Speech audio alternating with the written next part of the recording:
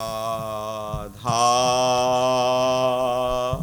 राधा राधा श्री राधा राधा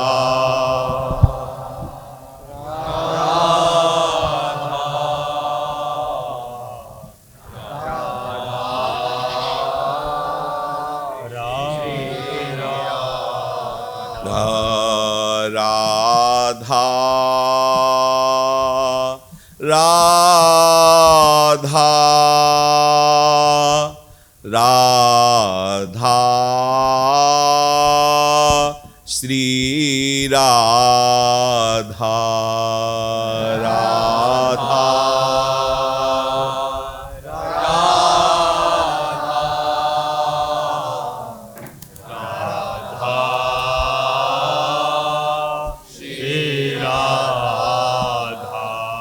सच्चिदानंद रूपाय विश्वोत्पत्त्यादि Hathaway तापत्रय विनाशाय श्री कृष्णाय वयं नुमः। कृष्णाय वासुदेवाय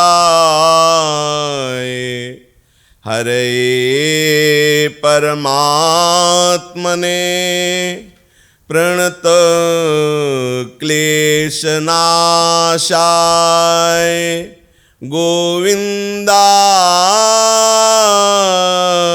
नमो नमः। रसघन मोहन मूर्तिम विचित्र केलि महोत्सवोल्लसितम राधा चरण विलोडित रुचिर शिखंडम हरिम वंदे। राधा चरण विलोडित रुचिर शिखंडम हरि वंदे। श्री राधा वल्लभ लाल की जय। बहुत सुंदर कुमुद कल्हार कुंद एवं मंदार पुष्प खिले हुए हैं। संपूर्ण ब्रज शोभा से युक्त है। मानो संपूर्ण ब्रज नगरी को 84 कोस को बंधनवारों से सजाया गया हो, ऐसे शोभामयी प्रकृति है। क्योंकि अनंत ऐश्वर्यों के स्वामी प्रभु स्वयं बाल लीला कर रहे हैं। प्रातःकालीन बेला है। सुंदर शंख ध्वनि, हरे नाम कीर्तन, भगवान नाम गायन, ये सब हो रहा है। भगवान महिमा गायन, क्योंकि ब्रजपुरी साक्षात प्रभु का निज धाम है। श्री नंद बाबा महल में पधारते हैं। नारायण देव की पूजा स्थली से प्रातःकालीन बेला है और समीप आए तो देखा कि लाला के जगाने के लिए मैया आई हुई है, पर वो जगा नहीं पा रही। लाला की उस सुखद निद्रा को देख करके बार बार भाव विभोर हो जाती है। बाबा नजदीक आए और 2 पुष्प हाथ में थे जो भगवान नारायण के प्रसादी थे। एक बलराम जी के माथे पे ऐसे स्पर्श कराया और एक लाल जी के मस्तक पर, और कहा अभी तक जगाया क्यों नहीं है? लालन को जगाइए। देखो प्रभु की मंगला हो गई। प्रातःकालीन बेला में सब ब्रजपुर में नाम कीर्तन हो रहा है, भगवत लीलाओं का गायन हो रहा है, और अभी ये बलराम और श्री कृष्ण सो रहे हैं। ब्रजेश्वरी श्री लालजू को जगा रही है।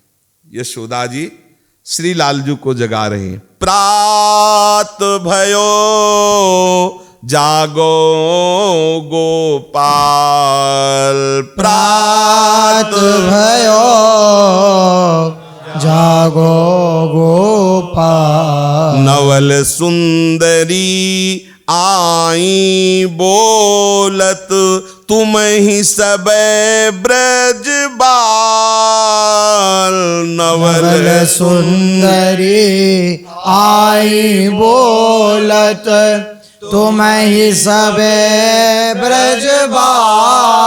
प्रात भयो जागो गोपाल। रात भयो जागो गोपाल। देखो परम पवित्र बेला है, लाला जगो। 9 सुंदरियां गोपियां आ रही हैं तुम्हारे मुखचंद्र का दर्शन करने के लिए। भैया बार बार जगा रही है।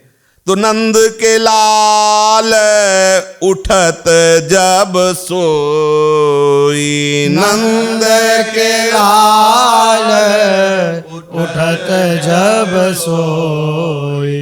निरखी मुखार विंद की शोभा, कही काके मन धीरज होई। निरखी मुखार विंद की शोभा, कही काके मन धीरज हो। नंद के लाल उठत जब सोई। नंद के लाल उठत जब सोई। आंख मलते हुए बाल गोविंद जो उठ रहे हैं, आलस युक्त मुखार बिंद जम्हाई लेते हुए बोले, कहीं काके मन धीरज होई। कौन ऐसा है जो बाल गोविंद की उठने की छवि को देखकर धैर्य धारण कर सके। मुनि मन हरत जुवती जन के तिक, रतिपति मान जात सब खोई। मुनि मन हरत जुवती जन के तिक, रतिपति मान जात सब खोई। ईसद हास दंत दुति बिगसती, मानिक मोती धरे जनु पोई। ईषद हास दंत दुति बिगसती, मानिक मोती धरे जनु पोई। श्री लालजू महाराज जब उठ रहे हैं तो उनकी ऐसी शोभा है कि बड़े बड़े जो योगींद्र मुनींद्र हैं उस शोभा को देखकर अपने मन को नहीं रोक सकते। फिर ये जुवती जन, ब्रज जुवती जन, ये तो प्रेम की मूर्ति है साक्षात। इनकी महिमा कैसे वर्णन करे कि लालजू की उस शोभा को देखकर इनकी क्या दशा होती है। रतिपति साक्षात काम मूर्छित हो जाए, ऐसी शोभा श्री लाल जी की है। लालजू जब उठते मैया कहती, देखो बहुत देर से जगा रही थी और अब भी तुम आलस नहीं छोड़ रहे, तो हंस देते हैं लालजू। तो लालजू के हंसने पर ओठों के बीच में जो दांत की चमक है ऐसी लग रही है जैसे मोतियों की लड़ी हो, सुंदर छोटी छोटी दंत पंक्तावली। मानो लाल ओठ माणिक्य है और छोटे छोटे दांत मोती हुए हैं, ऐसे लग रहे गुथे हुए मोती। नागर नवल कुंवर वर सुंदर, मारग जात लेत मन गोई। नागर नवल कुंवर वर सुंदर, मार्ग जात रित मन गो। सूरदास प्रभु मोहन मूरति, सूरदास प्रभु मोहन मूरति, ब्रजवासी मोहे सब लोई। ब्रजवासी मोहे सब लोई। नंद के लाल उठत जब सोई। नंद के लाल उठत जब सोई। चतुर शिरोमणि सौंदर्यता के समुद्र श्री लालजू का जब मुख धो करके मैया उनको कलेवा करवाने के लिए ले जाती, तो उस चाल को देखकर, उनके रूप को देखकर आंगन में आए जो ब्रज युवती है, ब्रजवासी जन सब मोहित हो जाते हैं, क्योंकि प्रभु मोहन है, मोहन मूर्ति है। ब्रजवासी आसक्त चित्त हो जाते लालजू की शोभा देखकर। मैया लालजू को विराजमान करके सुंदर सामने चौकी विराजती है और बाल भोग पवाती है। पहला काम, उठाते ही मुख प्रक्षालन और बाल गोविंद है ना। कमल नयन हरि करो कलेवा, कमल नयन हरि करो कलेवा। माखन रोटी सद्य जम्यो दधी, माखन रोटी सद्य जम्यो दधी। भांति भांति के मेवा, भांति भांति के मेवा। कमल नयन हरि करो कलेवा, कमल नयन हरि करो कलेवा। खारिक दाख चिरौंजी किसमिस, खारिक दाख चिरौंजी किसमिस। उज्ज्वल गरीब दाम, उज्ज्वल गरीब दाम। सफरी सेव छुहारे पीस्ता, हरि सेव छुहारे पीसा। जे तरबूजा नाम, जे तरबूजा नाम। कमल नयन हरि करो कलेवा, कमल नयन हरि करो मेवा अरु मेवा बहु भांति भांति है, अरु मेवा बहु भांति भांति है। सट रस के मिष्टान, रस के मिष्टान। सूरदास प्रभु करत कलेवा, सूरदास प्रभु करत कलेवा। रीझे श्याम सुजा, विजय श्याम सुजा। कमल नयन हरि करो कलेवा, नयन हरि करो कलेवा।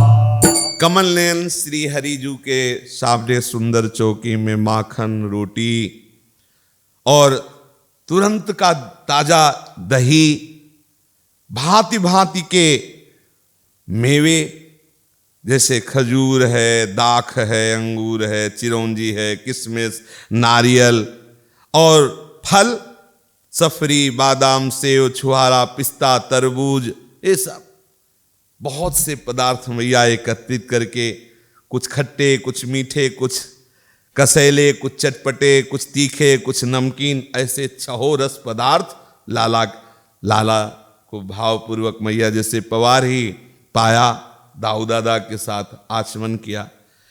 लाला को आचमन करा, बाबा देख रहे हैं पर मैया में कोई उत्साह नजर नहीं आ रहा। बाबा ने यशोदा मैया से कहा कि इस समय तुम्हें इस दशा में देखने पर प्रतीत होता है कोई भारी संकट हुआ है जो आप हमें बता नहीं रही, क्योंकि लाला को पवाते समय, लाला को उठाते समय आप में जो मुझे आनंद दर्शन होना चाहिए वो आनंद दर्शन नहीं हो रहा। और इस तरह आपके हृदय में आनंद ना होना एक ही केवल बात हो सकती है, लाला के विषय में कोई अनिष्ट की आशंका या कोई अनिष्ट हुआ है, क्योंकि लाला के सिवा आपके आनंद का विषय और कोई है नहीं। तो क्या हुआ हमारे कन्हैया को जो तुम उदास देख रहे हो? ब्रजरानी का विमना होना, विस्मित होना, उद्विग्न होना, चंचल होना, यह दिखाई दे रहा था। बाबा ने उनके मुख पर जब देखा तो बाबा ने पूछा कि राम की कोई अनिष्ट की बात है या कृष्ण की, बलराम या कृष्ण की क्या अनिष्ट बात हो सकती है? क्योंकि बिना राम बलराम के अनिष्ट के आपके मुख में ऐसी भावभंगियां नहीं होती। कहा बालकों के अनिष्ट की आशंका से ये सब नहीं है, क्योंकि आपने और ब्रजवासियों ने पहले ही आदेश कर रखा है कि देहरी के बाहर नहीं जाएंगे, तो देहरी के बाहर उस दिन से गए नहीं है, तो अनिष्ट की कोई आशंका तो है नहीं। मया यद अनिष्ट भयाद्वाल रोधन मुपदिष्टम तत् किम निर्भरहति। बोले रोकने की कोई बात ही नहीं, क्योंकि बलराम और कृष्ण अभी तक देहरी के बाहर गए ही नहीं, तो अनिष्ट की कोई आशंका नहीं है। जैसी आज्ञा आपकी हुई थी, जैसा ब्रजवासियों ने सलाह दिया था, बोले निर्हत्येव किंतु रथेति लक्ष्यते। बाबा ने कहा जब ऐसा है तो आप में वृथा किस बात की, परेशानी किस बात की है? मैया के जो मन में था वो बताने की चेष्टा करती है। कहते हंत कथम्यु, ये किस प्रकार से मेरी दशा में कैसे तुम्हें बताऊं? बाबा ने कहा नहीं बताइए, आप हमसे तो बताइए क्या है। बोले विश्वास करोगे आप? बाबा ने कहा तुम कैसी बातें कर रही हो बहकी, आप बोलो तो। बोले प्रातः काल की बात है, नीलमणि सोया हुआ था, गृह कार्य में सावधान दासियां सेवा में लगी थीं। मेरे मन में आया कि लाला को दूध पियाएं, तो अपनी गोद में लिया और दुग्ध पान कराने लगी। ये पीता गया। उस दिन की घटना जो मुख में ठाकुर को दिखा, सब पूरा वैभव देखा ना ठाकुर का, तो उस दिन की बात मैया के हृदय में अंदर ही अंदर खाए जा रही थी कि आखिरकार ऐसा क्या हुआ जो मेरे लाला के मुख में सब दिखाई दिया। स्तनपान कराने लगी, वो ललक से दूध पी रहा था, उसकी तृप्ति नहीं हो रही थी। मेरे स्तन को पान करते करते उसने ऐसे जम्हाई ली, क्या कहूं, उस जम्हाई में जो मैंने देखा, नारायण नारायण नारायण, श्री हरि श्री हरि, उस छोटे से मुख में सब ब्रह्मांड। बस मेरी श्वास गति सी रुक रही कि कोई राक्षसी माया है क्या मेरे लाला के ऊपर। मैया ऐसा पूछ रही कि कोई राक्षसी माया है क्या, ये भी कोई ऐसा राक्षसों का बुना हुआ जाल है क्या कि मेरे लाला के मुख में सब अलाय बलाय दिखा। यशोदा मैया थर थर कांपने लगी बताने के समय में। नीलमणि के छोटे से मुख के विवर में झांक कर देखा, अनंत आकाश, महाकाश, स्वर्ग, पृथ्वी, ज्योतिष चक्र, दिशाएं, सूर्य, चंद्र, अग्नि, वायु, दीप पुंज, पर्वत मालाएं, नद नदी समूह, अरण्य श्रेणियां, चराचर अनंत प्राणी, ये सब क्या देखा। यशोदा रानी नंद बाबा के समीप और सकिल के गए, बाबा का हाथ पकड़ा और कहा हृदय की बात कहती हूं, कुछ तो है, आप कुछ भी करो, अब हम अभी तक तो सहती, कुछ है लाला में जो ये सब देखने को मिला। बाबा के मुखारविंद पर प्रसन्नता दौड़ रही, क्योंकि गर्गाचारी के वचन याद आ रहे हैं कि ये बालक नारायण से कम नहीं है किसी भी दशा में। बाबा तो आनंदित हो रहे, मैया के होश उड़े जा रहे कि कौन सी ऐसी टुटका किसी ने कर दिया, कौन से ऐसे माया कर दी। फिर और कहने लगी कि तुम्हें चिंता नहीं हो रही, एक और चिंता की बात सुनो। बाबा ने कहा क्या? बोले एक दिन की बात है कि ये लाला गोद में हमारे आके बैठ गया और संध्या हो रही थी, कहा कुछ देखने का मन है। तो उस समय पास में ही कुछ नाट्य लीला करने वाले राम लीला कर रहे थे, तो वहां ले गई। तो वहां जाते ही हमसे पूछा है क्या हो रहा, हमने कहा रामलीला हो रही। तो बोले इसमें क्या है? बोले देखो वो राम जी विराजमान हो, सीता जी जी। हमने कहा सीता जी, तो सीता जी की तरफ टकटक देखने लगा और कांपने लगा, थर थर कांपने। हमने सोचा, बाबा से कहा, हमने सोचा कि कोई फिर बला लग गई लाला को। अब लाला तो वहां स्थिर केवल सीता जी को देख करके, ये मतलब कंपायमान शरीर, प्रेम की दशारी माता लेकर के मैं तो अत्यंत डर गई और शयनगार में आकर के उसे सुलाने लगी। इतने में उसकी आंख खुल गई। फिर उसने कहा कि मुझे वही सुनाओ जो वहां हो रही थी लीला। अब हमको विवश होकर के कथा सुनानी पड़ी सिया राम की। तो सुनी सुत एक कथा कहो प्यारी, सुनी सुत एक कथा कहो प्यारी, कमल नयन मन आनंद उपजो, कमल नयन मन आनंद उपजो, चतुर शिरोमणि देत हूँ कारी, चतुर शिरोमणि देत हूँ कारी, सुनी सुत एक कथा कहो प्यारी, सुनी सुत एक कथा कहो प्यारी। तो लाला सुनो, हुकारी भरते रहना।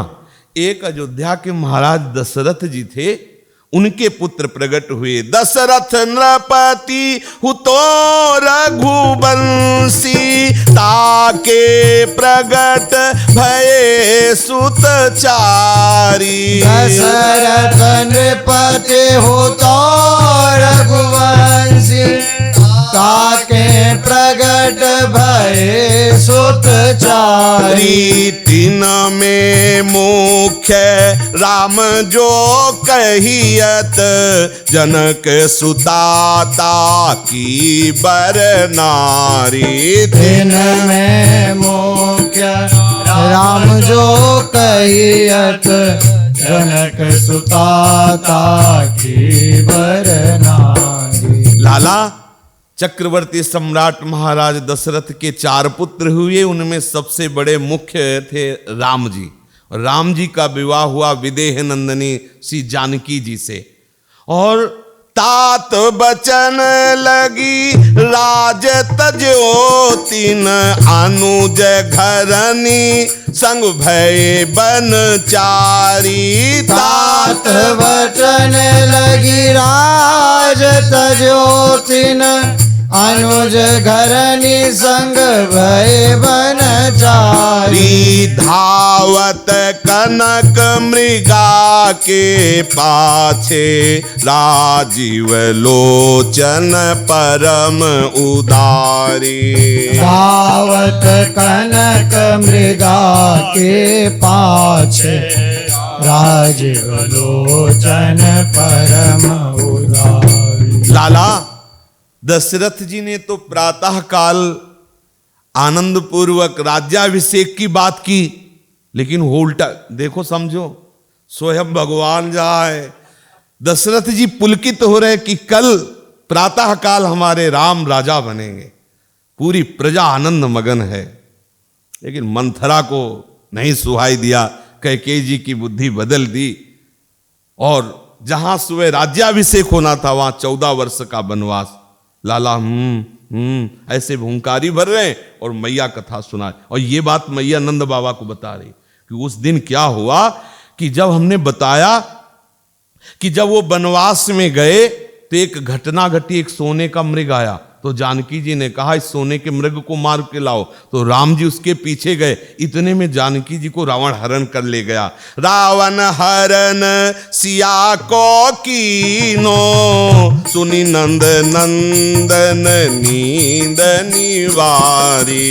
रावण हरण सिया को कीनो, सुनि नंद नंदन नींद निवारी। चाप चाप करी उठे सूर प्रभु, चाप चाप करी उठे सूर प्रभु। लक्ष्मण देव जननी भ्रम भारी। लक्ष्मण देव जननी भ्रम भारी। रावण ने सियाजू का हरण कर लिया। जो ही सियाजू के हरण की बात की तो आंख मूंदे हुकारी भर रहे थे। तत्काल का लक्ष्मण बाण लाओ। लालजू लक्ष्मण लक्ष्मण बाण लाओ। मैया तो भयभीत हो गई। तो बाबा से कहा कि ये जो नई नई घटनाएं हो रही, मुझे लगता है कुछ अलाय बलाय हमारे लाला में है। अतिशय मनोयोग से यशोदा मैया की बात नंद बाबा सुन रहे थे। उनमें तो भय का संचार है नहीं, क्योंकि समझ रहे, और आनंद जनित सात्विक विकार शरीर पर प्रकट होने लगे। काफी देर समाधिस्थ रहे, फिर गदगद कंठ से बोले, नहीं नहीं यशोदा, ये कभी राक्षसी माया ऐसी लीला प्रकट नहीं कर सकती। पक्का पक्का ये तो मेरे स्वामी नारायण की लीला है। और गर्गाचार्य जी ने कहा था कि समय समय पर संकेत मिलते रहेंगे कि नारायण से कम नहीं है। तो यशोदा जी से कहा, तुम्हें गर्गाचार्य जी की बात पर ध्यान देना चाहिए। और आज से जो अभी तक नियम लागू था कि बिना आज्ञा के घर से बाहर नहीं जाएंगे, आज से पूरी छूट। मैं समझ गया कि मेरे नारायण हर समय इनके साथ है। आज से मेरे लाला को कोई रोक टोक नहीं, कहीं भी जा सकता है। बाबा ने छूट कर दी। यशोदा जी का सारा संताप जाता रहा गर्गाचार्य जी की बात का स्मरण करके।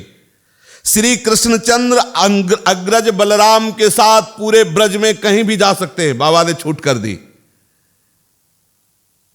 अभी तक था कि तोरण द्वार देहरी तक केवल, आगे नहीं जाएंगे, ऐसी आज्ञा थी। और लालजू मानते भी रहे।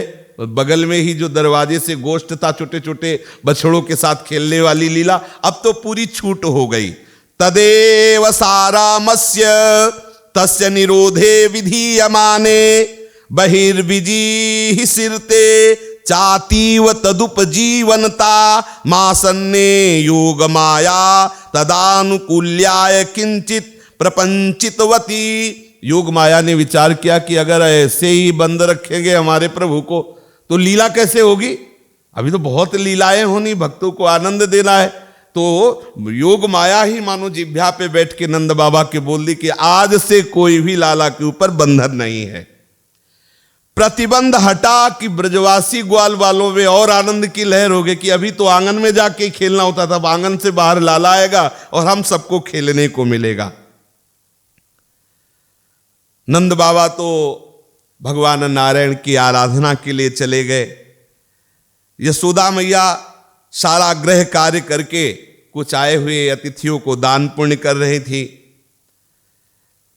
श्री लालजू महाराज धीरे से गए गौशाला में, एक बहुत सुंदर बछड़े को समीप जाकर के ऐसे दुलार करने लगे।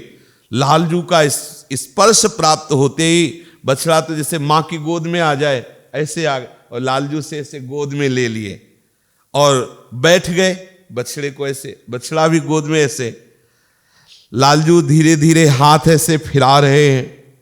उनके कर कमल का स्पर्श होते ही और भी हजारों जो बछड़े थे वो सब आके घेर लिए कि ये सौभाग्य। लालजू ऐसे दुलार कर रहे हैं। उस बछड़े को मैया एकांत से देख रही है कि कर कमल से तो ऐसे करते ही हैं। जब वो जैसे किसी भी गाय या बछड़े को आप ऐसे करो तो और ऐसे मतलब दुलार पूर्वक गर्दन कर देते। तो लालजू अपने अधरों से उसके मुख में चुम्बन ले रहे, बछड़े को चुम्बन कर।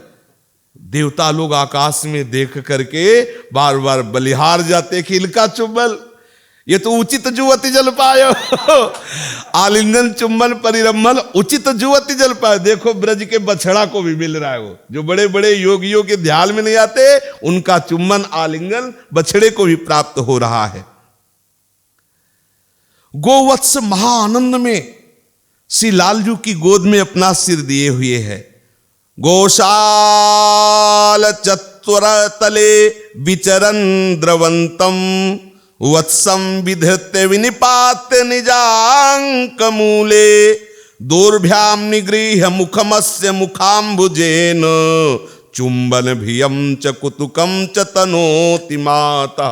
माता देख रही, ऐसे दुलार करते हैं, ऐसे हृदय से लगाते हैं और बछड़े का मुख ऐसे करके चुम्बन। बछड़ा तो निहाल हो रहा है, परमानंद स्वरूप प्रभु। मनोहर ये झांकी श्री रोहिणी जी भी देख रही हैं।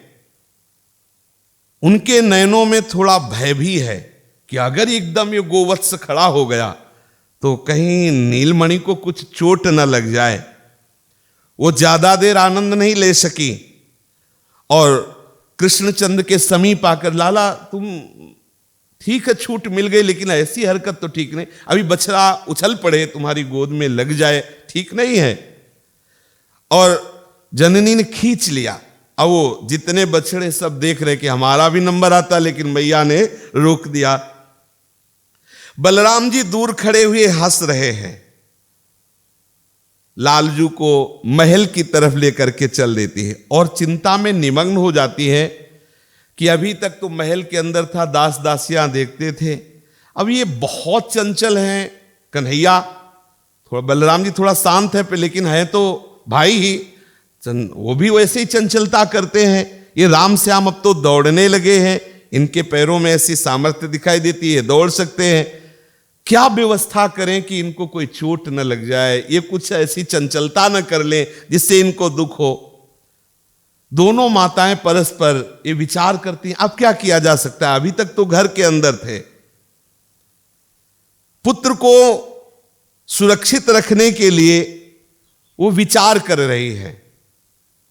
तो बड़े बड़े जो थोड़ा वयस्क सखा हैं उनको बुलाया और कहा, देखो ये हमारे प्राण हैं कृष्ण और बलराम, तुम समझदार हो, ये बाहर खेल के लिए जाएंगे, बिना किसी भय के तुम इनको रोक देना, अगर कुछ भी गड़बड़ करें तुरंत रोक देना, हमारे पास पकड़ के लाना, हमें सूचना देना, अगर ये तुम्हारे लाए ना लाए तो वहीं से चिल्लाना, मैं दौड़ पड़ूं, मेरे लाला को कुछ नहीं होना चाहिए। अनुमति ऐसी मिल गई सखाओं के साथ, पर सखाओं का शासन इनके ऊपर थोड़ी चढ़ेगा। अब कृष्ण बलराम हाथ में हाथ डाले जा रहे थे तो एक भैंसा, महिष माने होता भैंसा, बैठा हुआ था, चढ़ गए उसकी पीठ पे दोनों। सखा ने कहा कि, मैया ने कहा कुछ भी कर, अगर भैंसा खड़ा हो गया तो जल्दी नीचे उतर। दोनों नीचे उतर आए। मैया को शिकायत की, मैया बहुत चंचल हैं, रास्ते में बैठे हुए भैंसे पर दोनों चढ़ गए। अच्छा इतना ही नहीं, कोई गाय कोई बछड़ा उसकी पूंछ पकड़ के जब तक ऐठेंगे जब तक वो भाग न चले, अगर पूंछ ना छोड़ दे तो आप घसीटते हुए जाएं।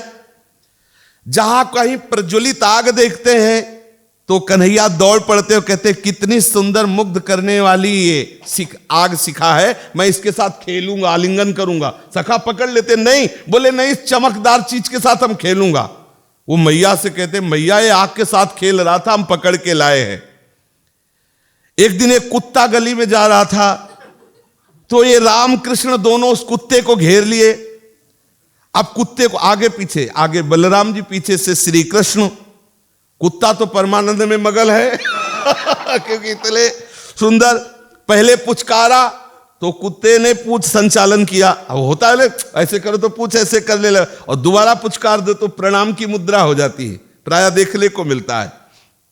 जे ही सर झुकाया तो करुणानिधान श्री कृष्ण घुटने टेक दिए, समझ रहे ना।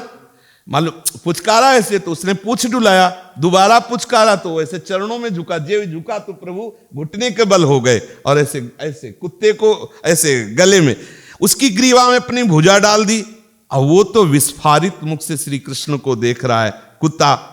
फिर इसके बाद कुत्ते के मुख में हाथ डाला, वो तो बगाड़ दिया, ऐसे मुख बगाड़ दिया। अब उसकी जीभ पकड़ी और ऐसे ऐसे जीभ खेल रहे जीभ के साथ। ब्रजवासी जो बालक थे वो चीखे, अरे अगर जरा सा ऐसे दांत कर लिया, हो सकता है उस समय 14 इंजेक्शन वाली व्यवस्था ना हो, पर विष तो चढ़ता। वो चीख पड़े, मैया देखो इसकी, कुत्ते से बचने की बात, ये मुख में हाथ डाल रहा है उसकी जीभ में। मैया दौड़ करके आके बलराम जी को भी डांटती, तुम तो रोक सकते हो। वो ग्रीवा झुकाए खड़े, क्योंकि वो वही करेंगे जिससे कृष्ण को आनंद हो। एक दिन की बात है, कहीं से एक काला सर्प निकला, ये दोनों उसके पीछे पड़ गए, कृष्ण और बलराम। बलराम जी ने तो पूंछ पकड़ी, क्योंकि शेषावतार, इनको कोई भय तो है नहीं। तो श्री कृष्ण ने उसके फण को पकड़ लिया, वो जो फण विस्तार करके खड़ा हुआ तो फण को पकड़ लिया। बस एक पूंछ पकड़े, एक फण पकड़े, सब सखाओं को दिखा रहे, देखो। अब सबके प्राणों पे जा रही कि काला सर्प है, डस ले, मैया मैया। फिर मैया भाग के आई, रोहिणी मैया, यशोदा मैया, अरे बाप रे ये सांप, वो मैया देख। बलराम, अब वो बोल नहीं निकल रहा, बलराम जी से कहा अगर कुछ हो गया तो आप समझ लो। फिर दोनों अच्छा दोनों भयभीत इसलिए, लेकिन वो शेष है वो उन पर शयन करने वाले हैं, ये तो एक फण वाला है, 1000 फण वाले में आराम से सोते हैं, कोई भय नहीं है। शांताकारक भुजग से उस समय भी शांत रहते थे, इनको क्या भय। पर मैया तो घबरा गई, कैसे भी कैसे सांप को फेंका। छोटे छोटे बच्चे जो है वो ताली पीट रहे थे। अब एक नंद बाबा के बाग में बहुत गंभीर कुआं था, उस कुएं में शीतल जल भरा हुआ था। तो ब्रजवासिनी जल लेने जाती थी, तो कोई ब्रजवासिनी जल की गगरी लेकर घर चली गई और रस्सी में बंधी हुई कलसी और वहीं रखी थी। अब ये दोनों गए, कलसी को कुएं में फेंक दिया और जैसे ब्रजवासी जन ऐचते ऐसे ऐचना शुरू किया, लेकिन जल कलसी का, और ये अभी बाल स्वरूप है, दोनों बल लगाते हैं बलराम और श्री कृष्ण, हाँ, पर कलसी नहीं ऐच पाते। जब नहीं ऐच पाते तो रोना शुरू करते हैं। अब बालक बाल लीला है, मां मां देखो ये ऊपर ले आ रही, और खींचने की कोशिश, मैया फिर भाग के आती है, कहती लाला तू ऐसे उपद्रव की बात क्यों करता है, चल घर चल। मैया ले जाती, एक क्षण में फिर भाग जाते हैं। अब घर में नहीं टिकते क्योंकि बाबा का आदेश है, अब रोक तो होगी नहीं। तो इस बार बाहर निकले तो देखा कि मयूर आनंद उन्मत्त होकर नृत्य कर रहा है। बलराम जी गए और लालजू को इशारा किया कि इससे कम नृत्य नहीं होना चाहिए, ठीक ऐसे नृत्य होना चाहिए। बलराम जी तालियां बजा रहे हैं, लालजू वैसे ही नृत्य कर रहे जैसे मयूर पुच्छ फैलाकर नृत्य करता है, ऐसे पीतांबर पकड़ के और लालजू नृत्य कर रहे हैं। अब मयूर अपनी ग्रीवा को जैसे नीचे झुकाता है तो लालजू अपनी ग्रीवा को नीचे झुकाते हैं। फिर धीरे धीरे नाचते नाचते मयूर के पास पहुंचते हैं, उसकी चोंच में अंगुली डालते हैं, ऐसे पकड़ के चोंच में अंगुली। बलराम जी का हम नाचने को कहा था, अंगुली डालने को तो नहीं कहा था। ऐसे ऐसे उपद्रव कर रहे हैं। एक दिन रामकृष्ण खेल रहे थे, उन्होंने देखा कि कांटों से रुंधी हुई एक हरित बेल फैली हुई है और उसमें सुंदर पीले पीले फूल खिले हुए हैं। तो बलराम जी तो हाथ डालने लगे और श्री कृष्ण गर्दन डाल दी, थोड़ी जगह होगी फूल के लिए। अब वो कांटों में सिर फंसा, उनका हाथ पर, दोनों चिल्ला रहे हैं। मैया फिर भाग के आई, धीरे से कांटे हटाए, निकाला और रोहिणी जी से कहा क्या करें। अब ये घर में रुक नहीं रहे और बाबा ने छूट दे दी। और ये देखो ऐसे कभी सांप, कभी आग से खेलना, कभी सींग वाले जानवरों से खेलना, कभी कुएं में, कभी मयूर के चोंच नोचता है, कभी कांटों की बाढ़ में सर फंसा देता है। क्या करूं, कैसे बचाऊं अपने रामकृष्ण को कि कोई कष्ट ना हो पावे। ब्रजरानी और रोहिणी जी ब्रजेंद्र के पास पहुंचे, नंद बाबा के पास। बाबा आपने तो छूट दे दी, देखो ये समस्याएं हो रही हैं।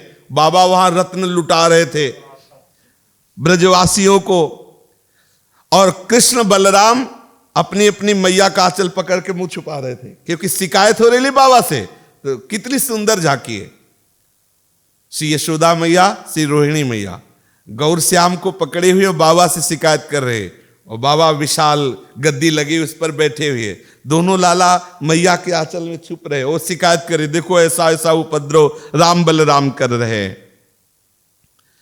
बाबा ने कहा चलो सयाने सयाने सखाओं को कह दो, और देखो यशोदा जी से इशारे से कहा कि तुम्हें इतना चिंतित नहीं होना चाहिए, क्योंकि हमारे जो कुल गुरु भगवान नारायण हैं वो इनकी रक्षा में है, इसलिए इनका कुछ बिगड़ेगा नहीं। एक दिन की बात है, एक नवयुवती गोपी श्री यशोदा मैया के घर किसी कार्य के लिए गई थी। वो नववधू थी। जे भी वहां गई तो देखा पहले से ही सबके चित्त को चुराने वाले बाल गोविंद वहां खड़े हुए हैं। देखते ही लालजू ने तिरछी चितवन से मुस्कुरा दिया, अभी बाल गोविंद हैं। उसकी तो दशा बदल गई, जैसे नौ किशोर अवस्था में दशा होती है ऐसी उसकी दशा हो गई। वो तो बाह्य ज्ञान शून्य हो गई। अब वो आई थी जिस कार्य के लिए वो तो भूल गई, यहां तो कार्य दूसरा हो गया। नंद नंदन की लाडली जू भी कहती, इस बात को स्वीकार करती हैं।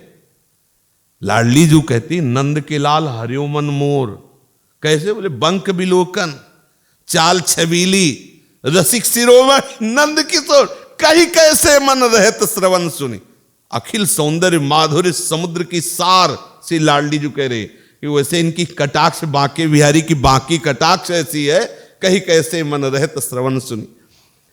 अब वो तो बावरी किस लिए आई थी उसको कुछ पता नहीं, तो कुछ सखियां उससे पूछती हैं, जो अब उसको सुध नहीं, बाहर निकली, क्या बात हो गई, क्या आश्चर्यमयी बात हो गई, कुछ तो बोल। तो आज गई हो नंद भवन में, कहा कहो गृह चैनरी, चहूं और चतुरंग लक्ष्मी, कोटिक दुहियत धैनुरी। आज गई हो नंद भवन में, कहा कहूँ गृह चैनरी, चहु और चतुरंग लक्ष्मी, कोटिक दुहियत धैनरी। जिसकी मोहिनी शोभा है, ऐसे नंद नंदन को हमने देखा। शोभा सिंधु अंग अंगन प्रति, बरनत नाहिन और री, जित देखो मन भयो तितै को,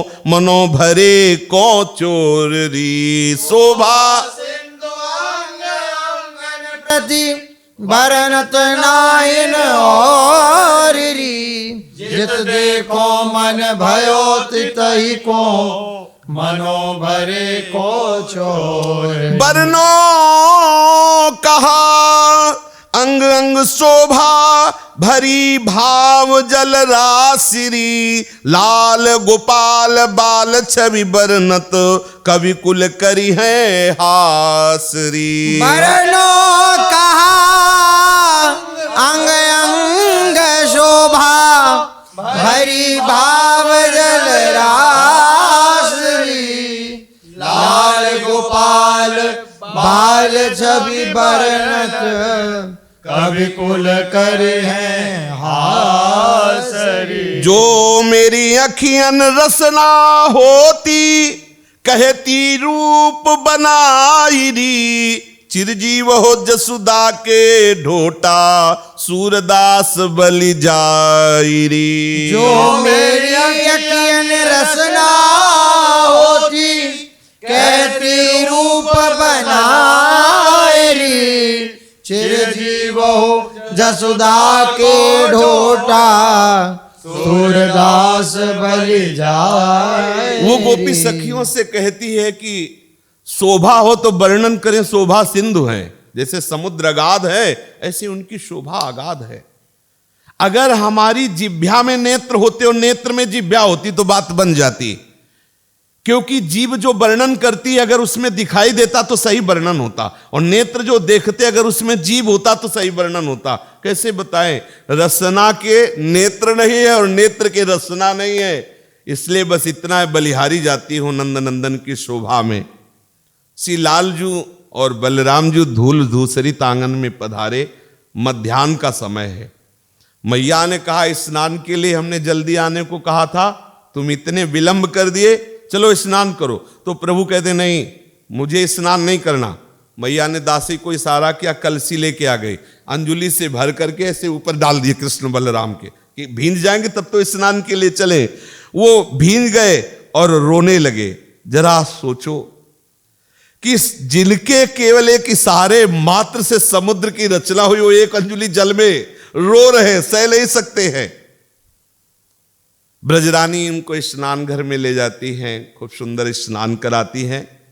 फिर अति सरस बसन तन पोछे, ले कर मुख कमल अंगोछे, अंजन दो द्रग भरी दीन हो, भ्रुव चारु चखोड़ा कीन हो। अति सरस बसन तन पोछे, लेकर मुख कमल अंगोछे, अंजन दो द्रग भर दीनो, भ्रुव चारु चखोड़ा कीनो। आभूषण अंग जे बनाए, लाल ही क्रम क्रम पहिराए। आभूषण अंग जे बनाए, लाल ही क्रम क्रम पहिराए। सुंदर स्नान कराया लालजू को, महीन कपड़े से श्रीअंग पोछे, और फिर दोनों आंखों में अंजन लगाना, तेल लगाना, वस्त्र धारण कराना, सुंदर टोपी लगाना, काजल की बिंदी लगाना, बाल गोपाल के जो आभूषण श्रृंगार किए। मध्याह्न का समय है, तो अति प्योसर सरस बनाई, ती सोठ मिरचि रुचि लाई। अति प्योसर सरस बनाई, ती सोठ मिर्ची रुचि लाई। लालजू को पाकशाला में ले गए, राजभोग पवाया जा रहा है।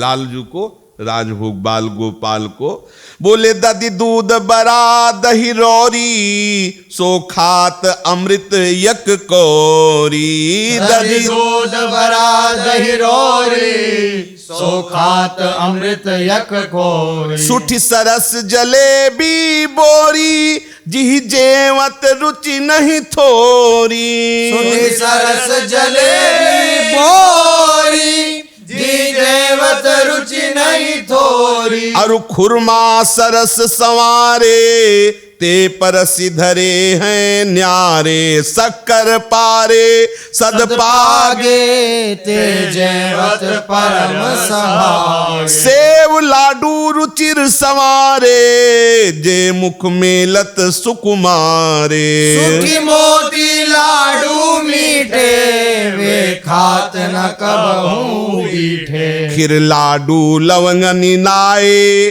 ते करी बहु जतन बनाए। पूजा बहु पूरन पूरे, भरी भरी कपूर रस चूरे। अरु तैसी दाल मसूरी, जो खात ही मुख दुख दूरी। अरु है समी सरस सवारी, अति स्वाद परम सुखकारी। बाबर बरने नहीं जाई, जिह देखत अति सुख पाई। मृदु माल पुआ मधुसाने, जे तुरत तपत करी आने। सुंदर अति सरस अंदर से, ते घृत दधि मधु मिली सर से। घेवर अति घिरत चभोरे, ले खाण सरस रस बोए। मधुरी अति सरस खजूरी, सद परसि धरी घृत बूरी। ऐसे विविध पदार्थ श्री लालजू के सामने हैं, और कुछ स्वयं पा रहे हैं, कुछ मैया पवाती जा रहे हैं, और साथ में भी बलराम जी विराजमान हैं।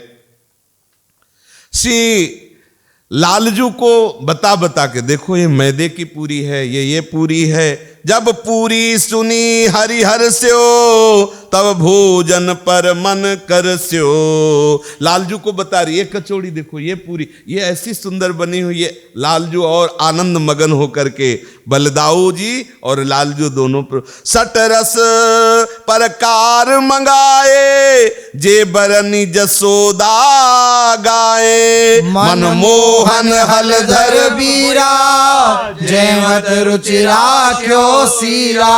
बलदाऊ जी और लालजू जब पा चुके, फिर शीतल जल से आचमन कराया श्री लाल और बलराम का।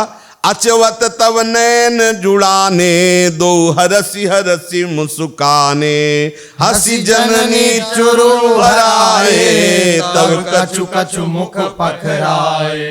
तब बीरी तनक मुख नायो, अति लाल अधर हुए आयो। छवि सूरदास बलिहारी, मांगत कछु जूठन थारी। आचमन करा, फिर छोटे छोटे मीठे पान लालजू को बलराम जी दोनों के अधरों में लालिमा। सूरदास जी कह रहे हैं कि हम भी उसी थाली से थोड़ी जूठन चाहते हैं। हाँ, सूरदास बलिहारी, राजभोग पर बलिहारी है, और ऐसे सखा भाव से है, कह रहे हैं ऐसे राम और श्याम की जूठन जो थाली में पाया है, वही हम भी चाहते हैं। रामकृष्ण दोनों विचरण करते हैं। खेल के संगी जितने मित्र सखागण हैं, जैसा संकेत होता है वैसी ही खेल की रचना रचते हैं। अब गिने नहीं जा सकते, इतने सखा साथ हो रहे हैं लालजू के, और सब में प्रधान नायकत्व तो श्रीदाम का है, श्रीदामा का। लालजू के साथ आनंद कोलाहल करते हुए ये नंद उद्यान में प्रवेश किए, और वहां सब गोप बालक आज रज से खेल रहे। होता है गांव में ऐसे बच्चे, जैसे ना अपनी अपनी रज ऐसे समेट ली, ये हमारी हमारी, और उसी में घरौंदे बनाते हैं। ये हमारा मकान होगा, ये रसोई होगी, ऐसे ऐसे सब खेलते ला।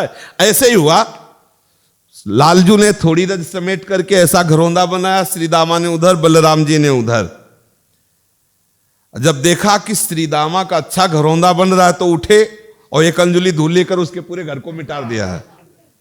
श्री दामा ने देखा कि श्री कृष्ण ने हमारा घर बिगाड़ दिया तो उनके जगह के घरौंदे को बिगाड़ दिया। वो दबने वाला नहीं था। श्री कृष्ण चंद्र का जब घर बिगाड़ दिया तो जितने भी सखा थे सब ताली दे करके हंसने लगे, ताली पीट करके। श्री कृष्ण के मुख में कुछ लज्जा आ गई, मतलब हमारा भी बिगाड़ दिया, अब उसका क्या बिगाड़े, उसका तो पहले ही बिगाड़ के आए। अब बहुत सुंदर घर बनाएंगे, फिर देखें तो कैसे बिगाड़ सकता है। अब बनाना शुरू कर रहे तो शुष्क रज है, उससे घर बन नहीं रहा, तो विचार किया क्या करे, तो थोड़ा यमुना किनारे से गीली रज लाएं, दौड़ के छोटे छोटे हाथों से गीली रज। रज बहुत चिकनी, ब्रह्मांड घाट की, कोई कोई देखो रज में बहुत चिकनी और खुशबू होती है, रज में एक सौरभ होता है। तो लाल बिहारी जी उसमें मिलाते जा रहे, थोड़ी चाटते जा रहे, बहुत सुंदर रज है। ओहो यदि यो भ्रूभंगः कतिन जगदंडानि सतसः प्रसूते सम्याति छपयति न तत्र प्रयतते स एवं धूलीपुरग्रह विनिर्माण रभ से भृशं श्रांता स्विन्नस्तदपि न विरामं रचयति। जरा विचार करो, इनको कौन सा श्रम होता है ब्रह्मांड रचने में। आज श्रम हो रहा है, धूल से घर नहीं बना पा रहे तो गीली मिट्टी उठा उठा के ऐसे भ्रकुटी की कि सृष्टि की रचना, अनंत ब्रह्मांडों का सृजन। यदियो भ्रूभंगा कतिन जगदंडानि सतसः, अनंत ब्रह्मांडों के सैकड़ों ब्रह्मांडों की रचना भ्रकुटी का इशारा करते, और आज प्रयास कर रहे हो, घरौंदा पुनः नहीं बना पा रहे जो श्री दामा ने मिटा दिया। तो ये रज लाए, अब उसमें स्वाद लगा। देखो लालजू को क्यों स्वाद लगा, लालजू के रोम रोम में अनंत ब्रह्मांड वास करते हैं, उन ब्रह्मांडों में सब चराचर वास करते हैं। सोचा सबका सौभाग्य तो नहीं कि इन ब्रजवासी प्रेमियों की चरण धूल पे लौट सके, तो एक बार हम पा लेते हैं तो सबको ब्रजरज मिल जाएगी। तो लालजू बड़े, बलराम जी ने देखा तो उपद्रव माटी पा रहा है, सखाओं ने देखा, दाऊ दादा तुमने देखा, बोले हाँ देखा, तो उनके सामने फिर और अंगुली में भरा हुआ ऐसे लाल जी पा रहे हैं। परस्पर चर्चा करते हुए, भैया अभी मैया से शिकायत करेंगे, सब गवाही दोगे, इसने मिट्टी खाई। बलराम जी ने कहा कि तुम कोई गवाही दो चाहे दो, मैया मेरी बात को पक्का मान लेगी। और श्री कृष्ण मुस्कुरा रहे, कह दो जाके जिससे जो कहना है। फिर और ली, बहुत मतलब आनंद पूर्वक की बात, सब सखा घेरे हुए और लालजू हाथ में मिट्टी रज। इसीलिए ये ब्रजरज है जिसे स्वयं ठाकुर खाता है, स्वयं चखता है इसका स्वाद, बाहरी क्या जाने। दुर्भाग्य है जो अगर रज से प्रेम न हो। सखाओं ने कहा तुम्हें जो फल चाहिए अभी मैया से ले आवें या बगीचे से तोड़ के लावें, ये माटी क्यों खा रहे हो? बोले तुम क्या जानो इसके स्वाद को। तो ठीक है, श्री दामा भागता हुआ गया, मैया से कहा मैया गजब हो गया। मैया के तो मानो प्राण निकल गए। क्या हुआ? बोले लाला ने मिट्टी खाई। तो पहले तो गुस्सा है कि ऐसे बोलना चाहिए, मतलब गजब होने का मतलब होता है कि कोई ना कोई बड़ी घटना घट गई। फिर थोड़ा संभले, अच्छा मिट्टी खाए। बलराम बोले वहीं खड़े हैं कि कहीं भाग न जाए, आप आज डांट लगा दो, नहीं हमारे बस के नहीं रह गए हैं। मैया चली तो सोचा क्या करना चाहिए, तो एक मल्लिका की दार खींची, पतली छड़ी, और जे ही ठाकुर जी ने देखा कि मैया छड़ी ले आए तो बोले आज तक तो अभी थप्पड़ नहीं पड़ा, आज पिटाई हो जाएगी। तो दौड़ के श्रीदामा एक हाथ पकड़ लिए, बलराम जी हाथ पकड़ लिए। अब लालजू के जो भय नेत्र हैं, भययुक्त नेत्र, मैया की तरफ जो भययुक्त नेत्र है, मैया नजदीक गई और छड़ी को संभाला तो देखो जिनके भय से मृत्यु भी डरती है, श्रीदामा से हाथ छुड़ाया और ऐसे काजल मसर, एक बूंद आंसू नहीं है, काजल मसर के पूरे कपोलों तक लग गया। और मैया से कहते हैं सब झूठ बोल रहे हैं, तो हमारी पिटाई करवाना चाहिए, आप हमें बहुत प्यार करती ना। मैया ने कहा हाँ। बोले इसीलिए ये लोग सह नहीं सकते, हमें पिटवाना चाहते हैं इसलिए। मैया थोड़ा सा, बलराम जी ने कहा आप विश्वास मत कीजिए मैया, ये बहुत छलिया इसने पाया है। तो मैया ने कहा कि देखो दाऊ दादा बोल रहे हैं, दाऊ कभी झूठ नहीं बोलता, बलराम झूठ नहीं बोलता। तुमने मिट्टी पाई है? रोष भरे नेत्रों से बलराम जी की तरफ देखते हुए कहा कि तुमने कब देखा कि मिट्टी पाई है? बलराम जी ने कहा कितनी बार तो भाई साहब ने गप गप ऐसे खाई मिट्टी लेकर के। श्री कृष्ण कहते हैं मैया आप विश्वास मान लो ये पक्का झूठा है, हमने बिल्कुल नहीं पाई। बलराम जी रोष में आए और दाहिना हाथ पकड़ा, मैया इसका खोलो इसका मुंह, अभी देख लो। बलराम को पता नहीं था कि बलनिधि है, या पता होते हुए भी शायद भूल गए थे।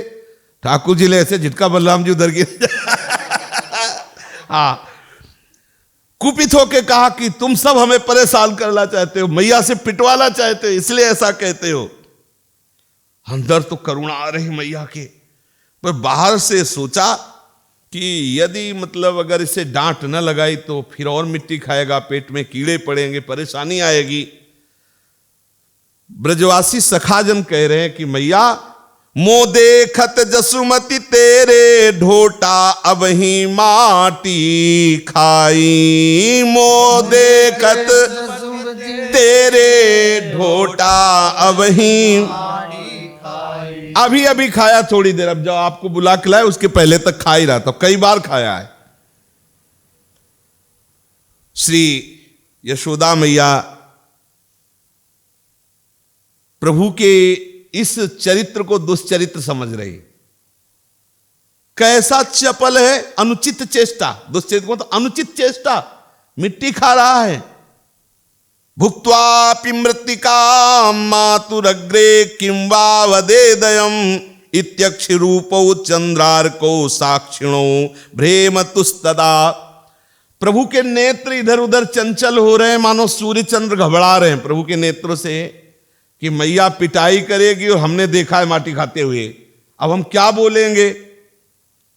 मैया ने कहा चपलम किमिदम दुश्चरितमाचरितम, ए चंचल तूने ये क्या अनुचित चेष्टा की, माटी खाई। श्री कृष्ण ने कहा मातर्न किमपि, मैया मैंने ऐसा कुछ नहीं कहा जिस पर आप दुश्चरित कह सको, मैंने ऐसा कुछ नहीं किया। जननी ने कहा कि मृत्तिका मत्ति स्म भवान, मिट्टी कोई खाने की चीज, तुमने खाया ना मिट्टी। लालजू बोले कई दम वदती, कौन गवाही दे सकता है कि हमने मिट्टी खाई। सर्वे तो सब वयस्व, आपकी अवस्था वाले, आपकी वय वाले जितने से कहा सब कह रहे हैं ना हम भक्षितवानम सर्वे मिथ्याभिशंसिनः, सब झूठ बोलने वाले, मैंने मिट्टी नहीं खाई। माता ने कहा और इसकी बात हम झूठ मान सकते हैं, लेकिन तवाप्यग्रजः सोयम व्यंजयति तत्र किम वदिष्यसि, तुम्हारे बड़े भ्राता बलराम कह रहे हैं तो इसके पास तो कोई उत्तर है तुम्हारा। बलराम जी कह रहे हैं, बोले यदि सत्य गिरस्तरि समक्षम पश्चिमे मुखम, प्रत्यक्ष के लिए प्रमाण क्या है। बलराम जी की बात तुम्हें यदि मानना ही है तो आपके सामने मेरा मुख है, आप देख लीजिए। अच्छा ऐसी बात है तो छड़ी लिया और कहा खोल अपना मुख। यशोदा जी लालजू के मुख में देख रहे कि कहां रज है, तो वहां देखा रज ही रज है, अनंत ब्रह्मांड पृथ्वी, फिर शुरू। अब अनंत ऐश्वर्यशाली प्रभु, छड़ी छूट गई हाथ से कि ये फिर वही शुरू। देखा कि श्री लालजू के मुखारविंद में संपूर्ण त्रिभुवन, योग माया शक्ति ने मानो संपूर्ण विराट स्वरूप का दोबारा दर्शन मैया के सामने प्रकट कर दिया। असंख्य ब्रह्मांडों का दर्शन हो रहा है। नीलमणि के मुख में जो रजकण देखना चाहा तो अनंत ब्रह्मांडों का दर्शन करके यशोदा मैया विकल हो रही है। देखा कि इतने बड़े मुख में 1,00,000 योजन का स्वर्ण में सुमेरु पर्वत विराजमान है। 1,00,000 योजन, इतने बड़े मुख में देखा 1,00,000 योजन का, और उस स्वर्ण पर्वत के समीप ही संपूर्ण भूमि, मंदार, मेरु मंदर, सुपार्श, कुमुद, ये, और वहां प्रातःकालीन बेला हो रही है, सूर्य की किरणें निकल रही है। फिर देखा जंबू नदी वहां से प्रवाहित हो रही है, सब मुख में देख रहे हैं। विशाल कदम्ब, कदम्ब के कोटर से 5 रस धाराएं बह रही हैं। वहीं सतसल्व नामक वट वृक्ष है। वट स्कंद की अनेकों नदियां प्रवाहित हो रही स्कंद से। कुरंग, कुरर, कुसुम्भ, वैकंक, ये सब गिरिमालाएं दिखाई दे रही हैं। यशोदा मैया ने सब समुद्र, दूध का समुद्र, दधि का समुद्र, नमक का समुद्र, कितने समुद्र, सब लाला के मुख में देख रहे हैं। मानसोत्तराचल, लोकालोक पर्वत, 10 दिशाएं, और आश्चर्य की बात की ब्रज, और आश्चर्य की बात नंदगांव, और आश्चर्य की बात नंद बाबा और यशोदा मैया भी, और आश्चर्य की बात लाला भी। लाला के मुख में ये सब। मैया छड़ी तो फेंक दिए बार बार के, सब क्या देख रही हूं। सा तत्र ददृशे विश्वम जगत स्थास्मुं चखम दिशा साद्रदीपाब्दि भूगोलम सवाग्निंदु तारकम। देख रही मैया, सब पूरा अनंत ब्रह्मांड लालजू के मुख में है। करते साट गिरति नहीं जानी भुजा छाणी अकुलानी। व्याकुल हो गई। हरि हरि हरि नारायण नारायण नारायण। ये मैं लाला के मुख में क्या देख रही हूं? कहीं मेरी बुद्धि तो नहीं खराब हो गई है? लगता है कोई सिद्धि है मेरे लाला में। कई तरह के प्रश्न उठ रहे हैं। गोद में उठाकर लालजू को चलना चाहती, फिर अंदर से घबरा जाती है। जननी का मन वो दृश्य पूरा समा गया जो अभी विराट स्वरूप मुख में देखा, पर सोचती किससे कहूं। ब्रजेंद्र तो गोष्ठ गए हैं, मन विक्षिप्त होता जा रहा है। ऐसे करके लालजू के मुख को ढक दिया। अब मैं नहीं देखना चाहती इसके मुख में, इतना बड़ा बड़ा सब ब्रह्मांड दिखाई दिया। यशोमती जी व्याकुल हो रही है। ब्रज सुंदरियां और ब्रज सखा दूर से देख रहे, लेकिन अन्य किसी को कुछ दिखाई दे रहा, पता भी नहीं चला कि वो क्या रहा है। छड़ी गिर गई, कंपायमान हो रही है। श्री कृष्णचंद्र जी के मुख में सब देख करके वो विचार करने लगी कि मुझे लगता है कि मेरी बुद्धि खराब हो गई है। मैं ऐसा जो सोचती हूं कि मैं ब्रजेंद्र की रानी हूं, यशोदा जी, ऐसा ब्रजेंद्र मेरे पति हैं, ये मेरा लाला है, मैं इतने बड़े वैभव की स्वामिनी हूं। मुझे लगता है मेरी मलिन बुद्धि है, इसी के कारण जो है ये सब हमारे आगे प्रकट हो रहा है। अगर मैं सही भाव से, दैन्य भाव से नारायण की आराधना करती तो मेरे लाला के मुख में सब बवाल अलाय बलाय ना दिखाई देती। ऐसा मैया सोच रही। मेरी बुद्धि खराब हो गई, मेरी बुद्धि में कुमति आ गया। ये देखो वात्सल्य है, वात्सल्य स्वीकार नहीं कर रहा कि लाला इतना ऐश्वर्यवान है। हाथ जोड़ करके प्रार्थना करने लगे, हे नारायण, जो गलती हुई सो क्षमा करो, मेरे लाला के मुख से अलाय बलाय हटाओ, ये जो सब दिखाई दे रहा है। लालजू के अधर ऐसे हुए, बंद हुए, मंद मंद मुस्कुराने। मैया को जैसे कोई स्वप्ना सा चला गया हो और एकदम विस्मृति सी हुई, और वात्सल्य धारा बही और लाला को हृदय से लगा लिया। ब्रजरानी का जो हृदय अभी अभी विचलित हुआ था, वात्सल्य की ऐसी बाढ़ आई कि उसकी स्मृति तक को मिटा दिया। यही है भाव की। जैसे कोई महापुरुष ब्रह्म साक्षात्कार किए हो और जब इस भाव देश में आएगा तो इस भाव की इतनी महिमा है कि उस भागवतिक भाव को बिल्कुल नामो निशान नहीं रहने देगा। एकदम सरल भाव में आ जाए, मेरा लाला, मेरा पति, मेरा मित्र, मेरा स्वामी, बस केवल इतना, इसी में रस है। अगर ये रहा कि अनंत कोटि ब्रह्मांडों के स्वामी है तो फिर वो भाव नहीं उठ पाएगा। यशोदा जी के हृदय से वो बिल्कुल वात्सल्य भाव ने विस्मृति करा दी उस विराट स्वरूप की। अब एक महामहिमामयी बात है, ये सब लीलाएं एक वन उद्यान एकांत में गरीब फल बेचने वाली सुनती थी। क्या फल थे जानते हो? ब्रज में कोई सेव संतरा के पेड़ नहीं लगते, यहां तो पीलू और बेर आदि यही सब। और कौन नंदगांव में पीलू और बेर खरीदेगा जहां रिद्धियां सिद्धियां अटखेलियां कर रही हैं। उसने जब सुना कि नंद का लाला बहुत सुंदर, देखने योग्य, बड़ी रसमयी लीला, उसकी कोई संतान नहीं थी, बहुत ही गरीब, वो फल बेचकर अगर कहीं दो जितना अन्न मिलता था उससे गुजारा करती थी। परिवार वालों की भी उपेक्षा का पात्र थी क्योंकि वृद्ध थी। उसने मन में सोचा कि आज कुछ भी हो हिम्मत करके नंदालय के सामने आवाज लगाऊंगी, कहीं वो, यद्यप तो असंभव है क्योंकि जिनके घर में इतनी सुख सुविधाएं, इतने सुंदर सुंदर रस, वो हमारा फल लेने आए। भाई फल में कोई सरस फल थोड़ी कि अंगूर है, सेब संतरा है, बेर है, पीलू है, ये सूखे फल। विश्वास और अत्यंत दैन्य, फटे पुराने कपड़े, वृद्धावस्था और अपनी दशा पर मन उदास है। साधारण घर से कोई नहीं निकलता मेरी आवाज सुनकर। नंद का लाला जो राजकुमार वो काहे को निकलेगा, पर देखने की लगन है। बस समझ लीजिए आप, देखने की लगन है। अपने लोगों में लगन नहीं। लगन लगन सब कोई कहे, लगन कहावै सोए, नारायण जा लगन में तन मन डारे खोए। आज अपने वहां से चली तो मध्याह्न के समय तक नंदालय के समीप आई। पसीने से माथे में बिंदु प्रकट हो रहे हैं, वृद्धावस्था है, फटे पुराने कपड़े पहने हुए है, थक चुकी है। नंदालय से थोड़ा दूर पर एक बड़ा सा पीपल का वृक्ष है। पीपल के वृक्ष के नीचे बैठी सोच रही है कि कितनी जोर से पुकारूंगी, दम नहीं, वृद्धावस्था है। नंदालय में कोई छोटा बड़ा घर, छोटा थोड़ी घर है, नंदालय महल है। कहां होंगे लालजू, कैसे मेरी पुकार सुनेंगे? फिर भी आवाज देनी चाहिए। मन में ऐसे निश्चय करके जब थोड़ा शीतलता से हिम्मत आई तो आवाज लगाई, फल ले ले फल।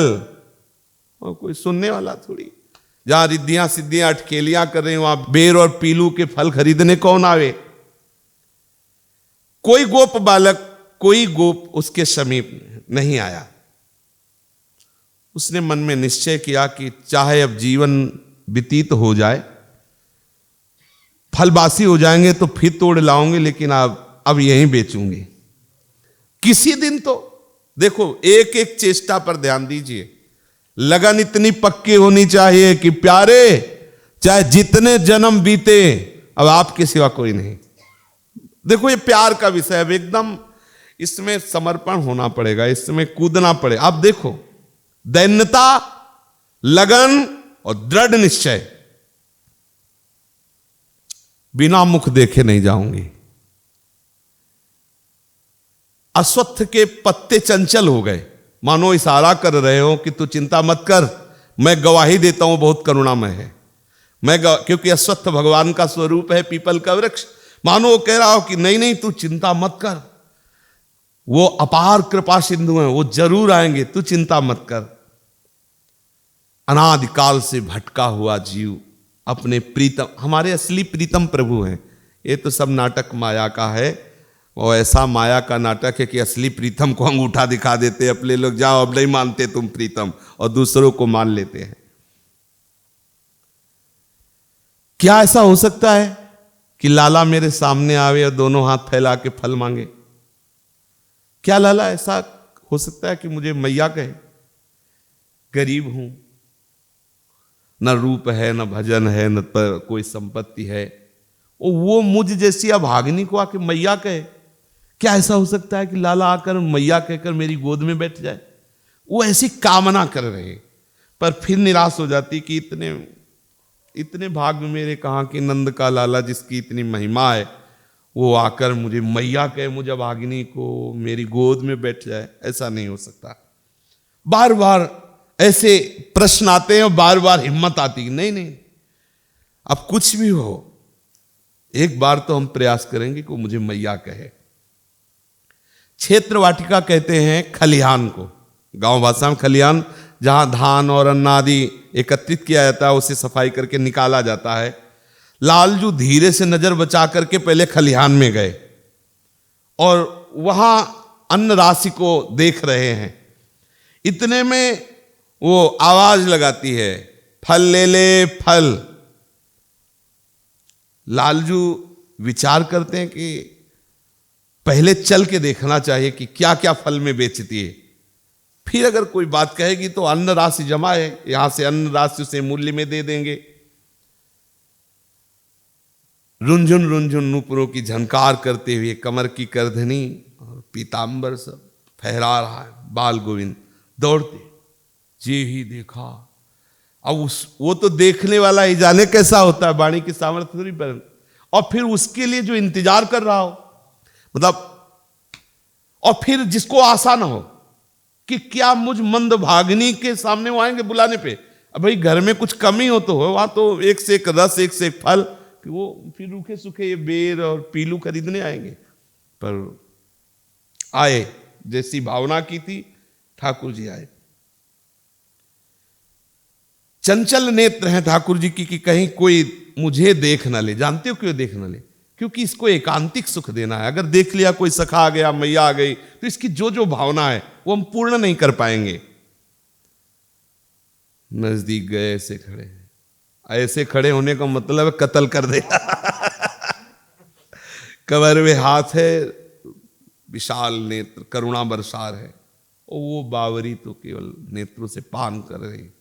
सौंदर्य समुद्र, मतलब कल्पना भी नहीं कर सकते कितना आनंद उसको होता है, जिसको स्वप्न में भी झांकी हो जाती है। वास्तविक कहने को अलग बातें होती है।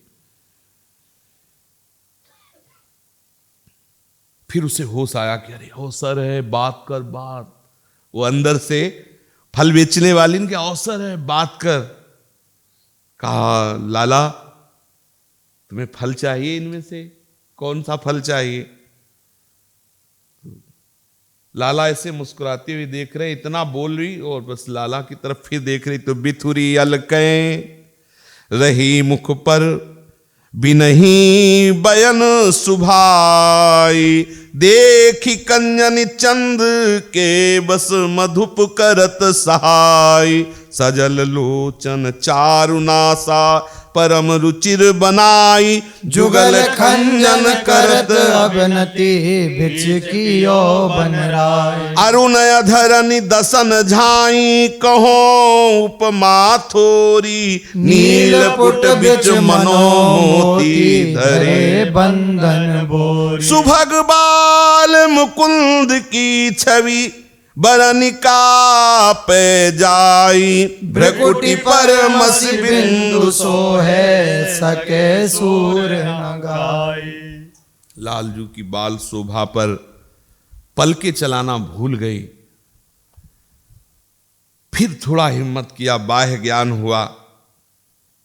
लालजू भी वैसे ही उसको देख रहे हैं जैसे वो लालजू को देख रहे। लालजू ने अपनी दक्षिण भुजा उठाई और कहा, वो फल चाहिए।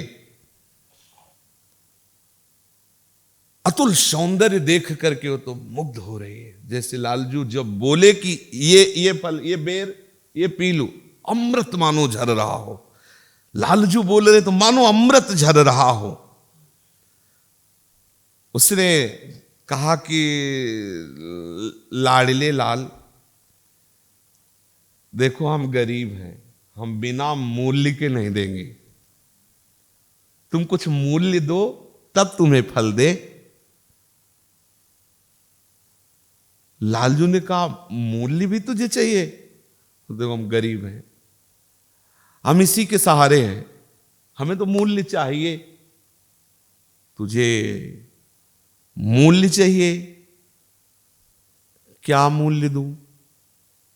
और रुंझुन रुंझुन करते भाग पड़े। और जो खलिहान में जमा धान थे ना, अपनी अंजुली में उठाए, अंजुली कितनी छोटे छोटे करके वाले, और भाग पड़े फिर फल लेने के लिए।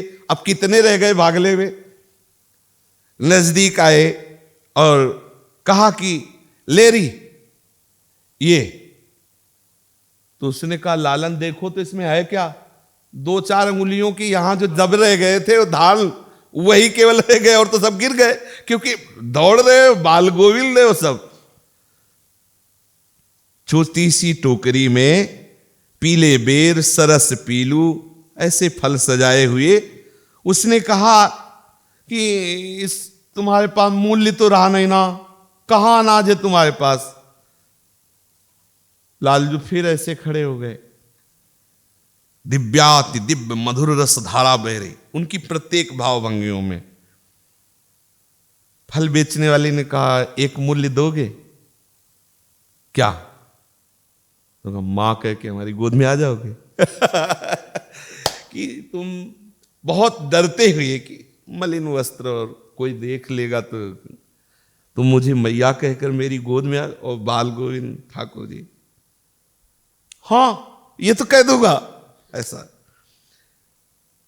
एरी मैया, देखो ऐसा कह के और दौड़ के गोद में बैठ जाते हैं फल बेचने। अब उसको कैसा अनुभव हो रहा है ये तो वही जान सकता है, तो वाणी का विषय ही नहीं है। जिसकी गोद में अनंत ऐश्वर्य संपन्न प्रभु बाल रूप धारण किए हुए आनंद समुद्र, बड़े बड़े योगींद्र मुनि मन ध्यान धरत नहीं पात। कैसे कोई भावना करे कि उस मलिन वेशधारी शुष्क फल बेचने वाले को रस सिंधु मिल गए। प्रभु ने कहा, री मैया, और ऐसे कह के गोद में बैठ। और उसको जो आनंद मिल रहा है, ये तो कोई प्रेमी भक्ति जानते, शब्दों में तो हो गया कि री मैया कह के प्रभु बैठ। वो तो रस समाधि में डूब गई। फिर लालजू खड़े होने की चेष्टा करते हैं, लेकिन भाव में वो भी डूबे हुए। काफी देर तो फिर लालजू को लगा अगर कोई सखा आ गया तो वो इसके भाव को जानेगा नहीं, डांट देगा कि अरे तू ऐसे मलिन वस्त्र धारण करने वाली लाला को अपने गोद में बैठा ले हुए है। उतावली भरे स्वर में कहा, मूल्य तो दे दिया ना, फल दे दे, मूल्य तो दे दिया ना। तो कह रही थी मैया कह के गोद में बैठ जा, तो बैठ गया, फल दे दे। धीरे से छोड़ते तो नहीं बल रहा था, पर अब लालजू जब ऐसे फल लेने के लिए किया ना, तो जो धान्य थे ना वो गिरे। तो जे ही लालजू के पीतांबर में कि तुम जो जो फल चाहो। अब ये तो कोई रस वाले, तो वो जैसे देने वाले वैसे ही लेने वाले, देने वाले भाव में डूबे। तो अब देखो लेने वाले ऐसे कि बिदुराली छिलका खवा रही तो वाह वाह करके खा रहे। वो बेर और पीलू पीतांबर में दे रही, ऐसे ले रहे हैं प्रभु। और वो जो धान्य गिरे ना, रत्नों से उसकी टोकरी भर गई, और प्रभु उसकी तरफ देखते हुए जा रहे हैं, कदम ऐसे बढ़ रहे हैं। सोचो दशा क्या होगी, ये तो कोई प्रेमी जान सकता है। काफी देर तक हिम्मत ही नहीं उसकी कि चल पावे। जब उसकी दृष्टि गई अपनी उस टोकरी पर, तो कहा अब मुझे ठग नहीं सकते हो। लालजू से कहा, अब मुझे तुम ठग नहीं सकते हो, ये ठगना होता है। प्रणाम नमस्कार रुपया पैसा वैभव ऐश्वर्य संपत्ति ये देकर ठगते हैं। जो चतुर सुजान होते हैं वो अपने प्रेम को बेचते नहीं हैं, वो इनकी इस ठगान पर ठगते नहीं हैं। सुदामा जी को जब सब वैभव मिला तो ठाकुर जी के वैभव को नहीं स्वीकार, वो अपनी ही वृत्ति से रहे और कहते थे श्री कृष्ण हम तुमसे प्यार करते, तुम्हारे वैभव से नहीं। कोई बिरला ही प्रेमी ऐसा होता है जो ठाकुर से प्यार, तभी तो वो कहते हैं मैं बिक जाता हूं। आप देखो ना, हम चैन से बैठ करके उनका नाम नहीं जप सकते, क्या उनसे प्यार करते हैं? हम अपने भोगों की चाह, अपने विषय, अपनी मान्यता, अपनी, दुर्भाग्य है इस माया का ऐसा प्रबल प्रभाव कि नहीं समझ पा रहे हैं। इतने करुणामय हैं कि आप पुकार करके तो देखो, पर वास्तविक है कि हम पुकार नहीं पाते, क्योंकि हमारी बहुत सी मांगे होती, बहुत सी हमारी समस्याएं होती, बहुत सी हमारी वासनाएं होती है। तो आनंद सिंधु प्रभु इसलिए तुम्हें छूट दे देते कि लो जब जलोगे ना और कहोगे कि ये वासनाएं नहीं चाहिए, अब का चुनात न चाहिए मोरे, तब फिर मैं खड़ा हूं। नहीं मान रहे हो तो जाओ। ये जब तक वासना है तब तक उसने हठ किया। पहली बात, तीनों बातें इसमें ध्यान देने योग्य बात है। फल बेचने वाली ने देखा कि मैं गरीब नीच जाति की, जंगलों में रहने वाली, मैं भगवान के योग्य नहीं हूं, प्रभु के योग्य नहीं। पहली बात ये होनी चाहिए, तृणादपि सुनीचेन।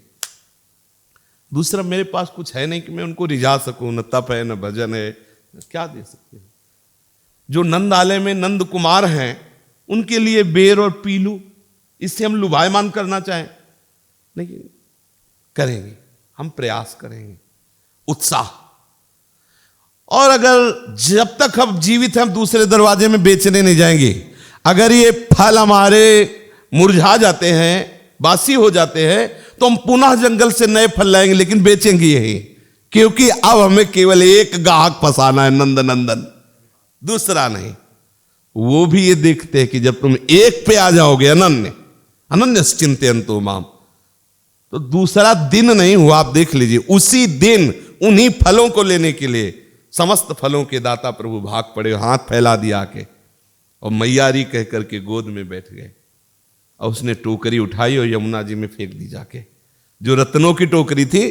अरे ऐसे नीलमणि को प्राप्त होने के बाद कौन 16 चांदी रत्न जैसे कूड़ा करकट को देखा गया। यद्यपि वो चिदानंद प्रभु का दिया हुआ प्रसाद स्वरूप है, कुल परंपरागत, वो ऐश्वर्य घटने वाला नहीं, लेकिन उस ऐश्वर्य को उसने फेंक दिया। नहीं, मुझे नीलमणि चाहिए। और बस उस दिन से उसका क्या हुआ कोई वर्णन नहीं आया। भाव से समझ लीजिए कि कृष्ण प्रेम में मतवाली अपने शरीर को पूरा करके वात्सल्यमय होकर के प्रभु की धाम में, प्रभु की सेवा में, प्रभु का नित्य दुलार प्राप्त करते हैं। हम प्रभु की लीलाओं का चिंतन करें और प्रभु में आत्मसमर्पण करें। अपने आप कुछ दिन का जीवन है, और इतना आप समझ लो, आपकी एक एक चेष्टा मेरे प्रभु देख रहे हैं। आप ऐसा मत समझो कि आप कमरा में बैठे जल रहे हो, कष्ट सह रहे हो, उसी से वो रीझ रहा है, उसी से देख रहा है कि तुम ये सब सहते हुए, उस माया की मार सहते हुए भी तुम हा कृष्ण बोल रहे हो, हा राधा बोल रहे हो, मिल जाएंगे, तुम धैर्य रखो। यही आप जो आपको घेरा जा रहा है ना विषय से, तो आप त्राहिमाम पुकार रहे हो ना, यही आर्त भाव बनेगा, और यही आर्त भाव गाढ़ होकर विरह हो जाएगा, और यही विरह मिलन करा देगा। ये क्रम है। आप धैर्य से, आप पहले निश्चय करो कि बस हमें जजमान फंसाना है, ग्राहक फंसाना है, तो नंद नंदन को, हमें लाडली लाल को प्राप्त करना। पर यह निश्चय अटूट करो, इस निश्चय के बीच में कुछ मत लाओ। मन कहता है मैं इधर देख, क्या देखना चाहता है? प्रिया प्रीतम देखना है। प्रिया प्रीतम का महल है, ये निज महल है वृंदावन धाम। अब कहां जाना? अब ये विश्राम भूमि है। अब किससे बात करना? अब तो बस श्यामा श्याम श्यामा श्याम अपने चित्त को प्रभु में लगा। श्री राधा वल्लभ लाल की जय जय श्यामा, जय जय श्याम, जय जय श्री वृंदावन धाम। जय जय श्याम, जय जय श्याम, जय जय श्री वृंदावन धाम। पावन राधे तेरो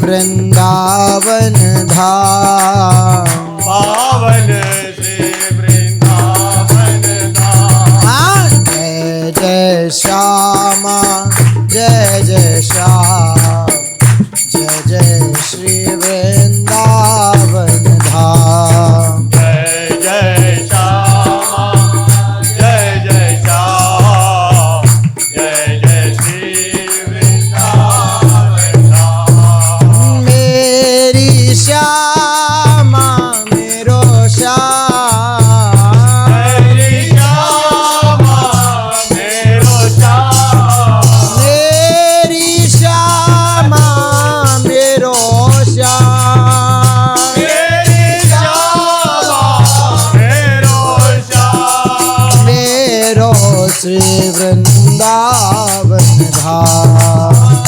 मेरो श्री वृंदावन धाम। जय जय श्यामा, जय जय श्याम, जय जय श्री वृंदावन धाम। जय जय श्यामा, जय जय श्याम, जय जय श्री वृंदावन। श्री राधा राधा राधा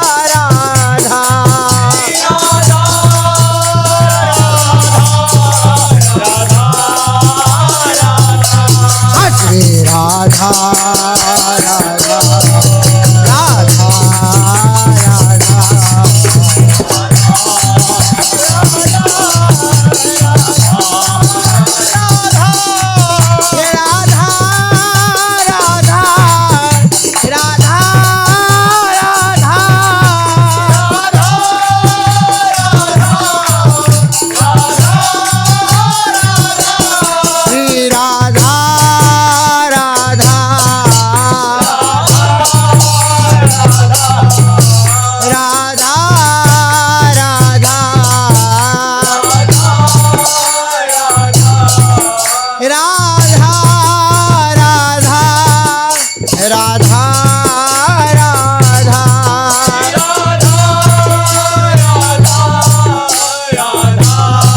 ओ श्री राधा राधा राधा राधा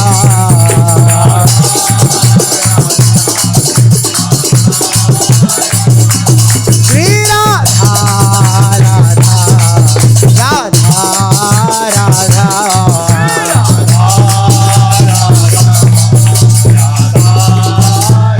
जय जय श्री नवनिवृत्त कुंज विलासी श्री राधा वल्लभ लाल की महाप्रभु श्री हरिवंश चंद्र जी महाराज की श्री हित सेवक जी महाराज की समस्त सहचरी वृंद की श्री वृंदावन धाम की श्री यमुना रस रानी की समस्त संत हरि भक्तन की श्री सद्गुरुदेव भगवान की जय जय श्री राधे श्याम जय जय श्री राधे श्याम जय जय श्री राधे श्याम जय जय